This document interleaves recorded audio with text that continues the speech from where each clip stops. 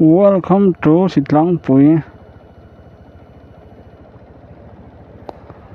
Sitlangpui hay Long Trai District. Ano ya? Sitlangpui. Khất sung mi pui song song te. Si bài vết của lẽ. Có video tên lộ en tên đi chuan. Lộ en lộ point.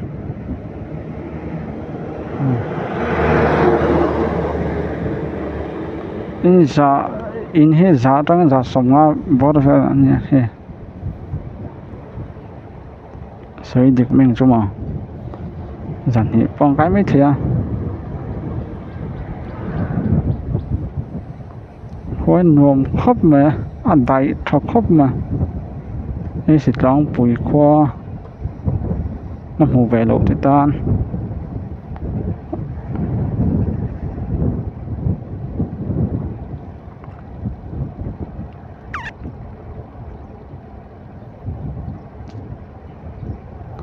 thì từ năm bằng hết chỗ bài bốn lần chia trong lại tập trong bài bốn lần chia mấy con nè lồng lại district này hen bài bốn lần chia lồng lại district này có tiền đúng mất mấy ạ cổ phần sao cổ phần không cái số các sao lồng mà tăng tổng bài bốn lần chia mấy lồng lại district này hen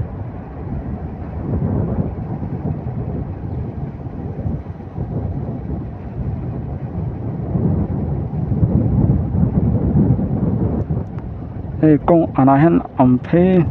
lo thế là làm sao anh chơi chẳng làm sao khám sáng tắc tắc hắn này xem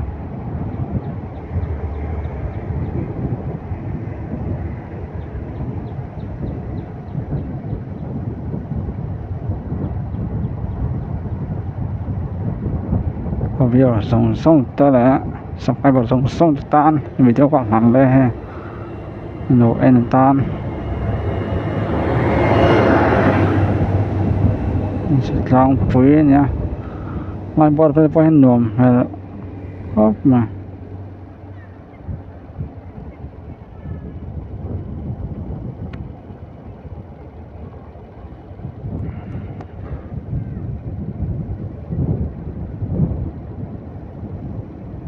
nuam na bên chỗ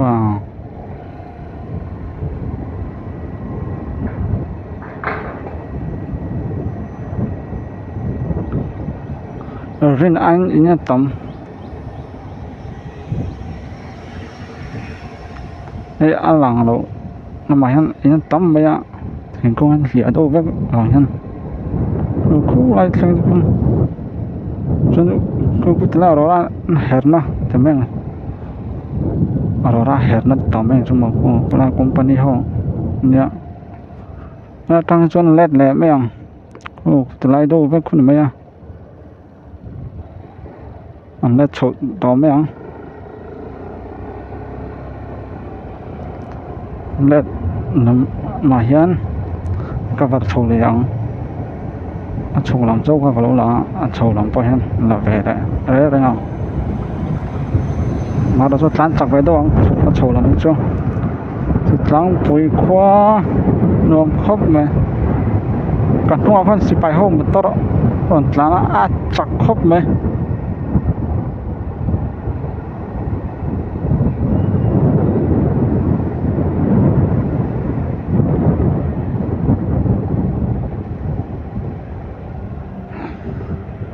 chẳng nên mấy ạ chuyển phát tiền hey anh ra mà xịt bài ho điều ti tuổi nghe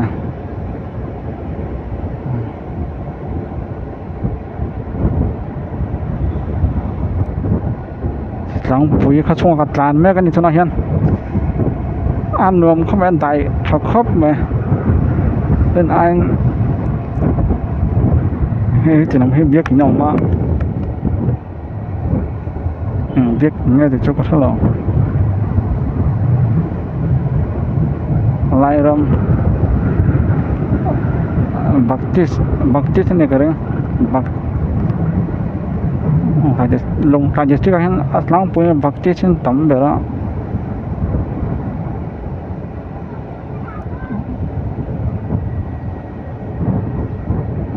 Baptist Church thì đâu thiết nào mà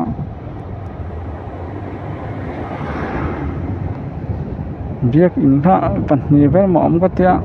khát cho mình là thì bằng nhà rem khóc mấy anh biết in làm anh biết in mình hóa thế đại thật đó khóc mà thì cũng một tầm á thì tháng bụi họ xuống thì xong cả mà tao đang trong vlog thì và thì vẫn phẳng thì chứ này là phốt mấy cái xe tháng bụi con bụi rong xong tới bye bye với lẽ welcome to John tháng bụi khoa chung phẳng quân lượng thì hơn tàn bài hơn cái scooter này cho tháng bụi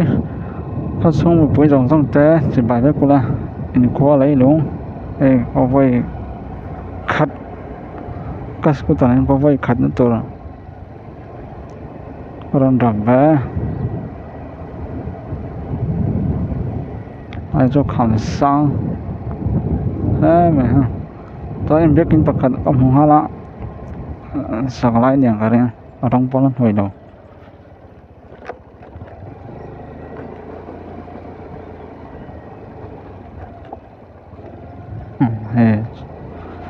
chọn lang bụi không bữa chân hay có thằng về miết rồi phải thọc mẹ drive slow way e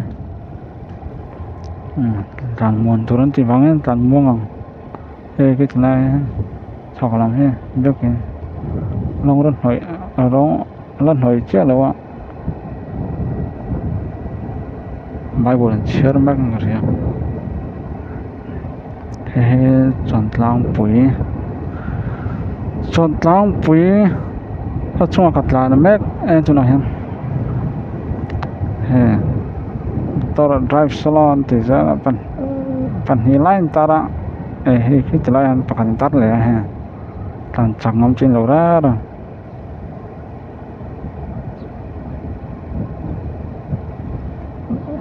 rồi tên ta nào lại cho vẫn nộm hay là chọn lang bụi phát chung bụi ta khoa ăn nộm hết mà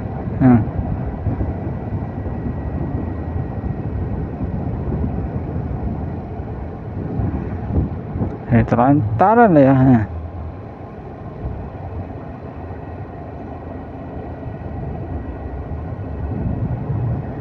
tentang bui cho thì em chân ini tầm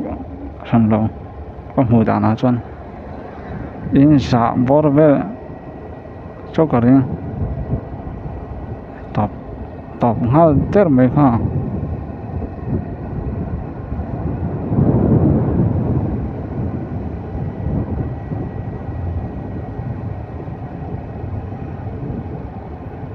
chọn lang bui giờ xong ta đâm tập kinh bằng trả phép lẽ